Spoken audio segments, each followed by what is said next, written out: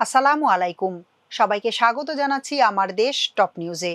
সঙ্গে আছি তাহমিনা তাসির। শুরুতেই জানিয়ে দিচ্ছি সংবাদ শিরোনাম। ইতিহাস গড়লেন ডক্টর খলিল, সাইপ্রাসকে পরাজিত করে ইউএনজিএ সভাপতি বাংলাদেশ। হামের উপসর্গে প্রাণ হারালো আরও ৬ শিশু। কমলো এলপি গ্যাসের দাম।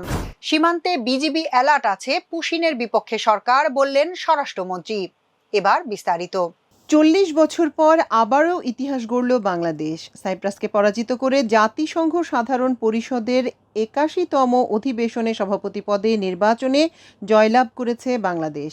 আজ মঙ্গলবার নিউ ইয়র্কে জাতিসংঘ সদর দপ্তরের সাধারণ পরিষদ হলে স্থানীয় সময় সকাল ১০টায় অনুষ্ঠিত এই নির্বাচনে বাংলাদেশের প্রার্থী পররাষ্ট্রমন্ত্রী ডক্টর খলিলুর রহমান, সাইপ্রাসের প্রার্থী সেদেশের পররাষ্ট্র মন্ত্রণালয়ের পার্মানেন্ট সেক্রেটারি আন্দ্রেয়াস এস কাকোরিসকে ৮ ভোটে পরাজিত করেন।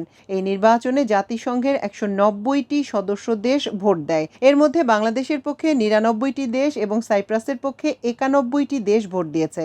ডক্টর খলিলুর রহমান আগামী সেপ্টেম্বরে সাধারণ পরিষদের ৮১তম অধিবেশনে সভাপতি হিসেবে দায়িত্ব গ্রহণ করবেন। এই জয়ের মাধ্যমে পররাষ্ট্রমন্ত্রী ডক্টর খলিলুর জাতিসংঘের ১৯৩ সদস্যের এই সংস্থায় অন্যতম প্রভাবশালী আন্তর্জাতিক কণ্ঠস্বর হয়ে উঠবেন, যা বাংলাদেশকে শান্তি, টেকসই উন্নয়ন, জলবায়ু কার্যক্রম এবং বৈশ্বিক শাসন ব্যবস্থা বিষয়ক আলোচনাকে রূপ দেওয়ার এক অভূতপূর্ব সুযোগ করে দেবে।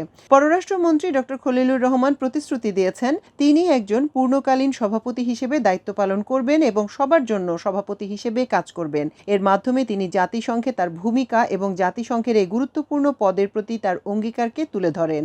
এর আগে জাতিসংঘের সাধারণ পরিষদের ৮১তম অধিবেশনের সভাপতি নির্বাচন প্রক্রিয়ার অংশ হিসেবে আয়োজিত এক অনানুষ্ঠানিক আলাপচারিতামূলক সংলাপে অংশ নিয়ে তিনি বলেন, তিনি জাতিসংঘের সনদকে অবিচলভাবে সমুন্নত রাখবেন এবং ছোট প্রতিনিধি দলগুলোর প্রতি বিশেষ মনোযোগ দিয়ে সকল সদস্য রাষ্ট্রকে সম্পৃক্ত করবেন।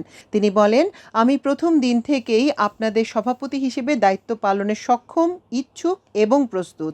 জাতিসংঘের আঞ্চলিক রোটেশন নীতি অনুযায়ী ৮১তম অধিবেশনের সভাপতি পদটি এশিয়া প্যাসিফিক গ্রুপের জন্য নির্ধারিত। ভৌগোলিক অবস্থান ইউরোপে হলেও সাইপ্রাস জাতিসংঘের কূটনৈতিক গ্রুপিংয়ে এশিয়া প্যাসিফিক গ্রুপের সদস্য। প্রথমে এই পদে ফিলিস্তিনীয় প্রার্থী ছিল, তবে মুসলিম দেশগুলোর ভোট বিভক্ত হওয়ার আশঙ্কা এড়াতে এবং ভ্রাতৃপ্রতিম সম্পর্ক বিবেচনায় ফিলিস্তিন পরে নির্বাচন থেকে সরে দাঁড়ায়। নির্বাচনে বাংলাদেশের প্রার্থী পররাষ্ট্রমন্ত্রী ডক্টর খলিলুর রহমান অত্যন্ত শক্তিশালী প্রতিযোগী ছিলেন। ভোটের আগে বাংলাদেশ বেশ কিছু দেশের অনানুষ্ঠানিক সমর্থন লাভ করে। এর মধ্যে ব্রাজিল, আলজেরিয়া, সৌদি আরব, পাকিস্তান, তুরস্ক, গাম্বিয়া ও লিবিয়া উল্লেখযোগ্য। বাংলাদেশ প্রায় ৪ দশক পর এই পদে নির্বাচন করে। এর আগে ১৯৮৬ সালে জাতিসংঘের ৪১তম অধিবেশনে সভাপতি নির্বাচিত হয়েছিলেন বাংলাদেশের তৎকালীন পররাষ্ট্রমন্ত্রী হুমায়ুন রশিদ চৌধুরী। পররাষ্ট্র মন্ত্রণালয়ের কর্মকর্তারা বলছেন, ভোটের শেষ মুহূর্তে কূটনৈতিক তৎপরতা জোরদার করে বাংলাদেশ। নির্বাচনের আগে শেষ পর্যায়ে সদস্য রাষ্ট্রগুলোর মধ্যে ভোট হিসাব নিকাশে ভূ রাজনৈতিক বিবেচনাগুলো প্রভাব ফেলে। ভোট দেওয়ার আগে দেশগুলোর পূর্ব প্রতিশ্রুতির পাশাপাশি বিভিন্ন কৌশলগত, রাজনৈতিক ও ভূ রাজনৈতিক বিষয় বিবেচনা করায় বাংলাদেশ ও সাইপ্রাস উভয়েরই শেষ মুহূর্তের তৎপরতা অত্যন্ত গুরুত্বপূর্ণ হয়ে ওঠে। উল্লেখযোগ্য সংখ্যক সদস্য রাষ্ট্রের জোরালো সমর্থন পেলেও প্রচারণার জন্য সীমিত সময় পাওয়ায় চ্যালেঞ্জের মুখে পড়ে বাংলাদেশ। সাইপ্রাস সারা বছর ধরে প্রচারণা চালায়, অথচ বাংলাদেশ প্রচারণার জন্য সময় পায় ৩ মাস বা তারও কম। সারা দেশে গত ২৪ ঘন্টায় হামের উপসর্গ নিয়ে আরও ৬ শিশু প্রাণ হারিয়েছে। তবে এ সময় হামের নিশ্চিত সংক্রমণে কারো মৃত্যু হয়নি। এ নিয়ে মোট মৃতের সংখ্যা বেড়ে হয়েছে ৫৯৪। মঙ্গলবার স্বাস্থ্য অধিদপ্তরের দেয়া এক বার্তায় এ তথ্য জানানো হয়। স্বাস্থ্য অধিদপ্তরের তথ্য অনুযায়ী এই হিসাব সোমবার সকাল ৮টা থেকে আজ সকাল ৮টা পর্যন্ত। হামের নিশ্চিত মৃত্যুর সংখ্যা ৯০, আর হামের উপসর্গ নিয়ে মারা গেছে ৫০৪ জন। ভোক্তা পর্যায়ে কমানো হয়েছে তরলীকৃত পেট্রোলিয়াম গ্যাসের দাম। জুন মাসের জন্য ১২ কেজি এলপিজি সিলিন্ডারের দাম ৫৫ টাকা কমিয়ে ১,৮৮৫ টাকা নির্ধারণ করা হয়েছে। মঙ্গলবার দাম কমানোর নতুন ঘোষণা দিয়েছে Bangladesh energy regulatory commission, BERC. এদিন সন্ধ্যা ৬টা থেকেই নতুন সিদ্ধান্ত কার্যকর হবে বলে জানিয়েছে সংস্থাটি। এক বিজ্ঞপ্তিতে বিইআরসি জানিয়েছে, জুন মাসের জন্য ১২ কেজি এলপিজির দাম ১,৯৪০ টাকা থেকে ৫৫ টাকা কমিয়ে ১,৮৮৫ টাকা নির্ধারণ করা হয়েছে। এর আগে গত মে মাসে দেশের বাজারে অপরিবর্তিত রাখা হয়েছিল এলপি গ্যাসের দাম। তবে এপ্রিলে 2 বার সমন্বয় করা হয় এলপি গ্যাসের দাম। 2 এপ্রিল 387 টাকা বাড়িয়ে 12 কেজি সিলিন্ডারের দাম নির্ধারণ করা হয় 1728 টাকা। এরপর গত 19 এপ্রিল 12 কেজি সিলিন্ডারের দাম 212 টাকা বাড়িয়ে 1940 টাকা নির্ধারণ করে বাংলাদেশ এনার্জি রেগুলেটরি কমিশন।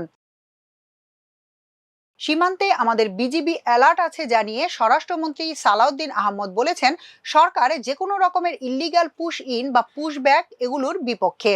মঙ্গলবার বিকেলে সচিবালয়ে স্বরাষ্ট্র মন্ত্রণালয়ের সম্মেলন কক্ষে এক জরুরি সংবাদ সম্মেলনে সাংবাদিকদের প্রশ্নের জবাবে তিনি একথা বলেন।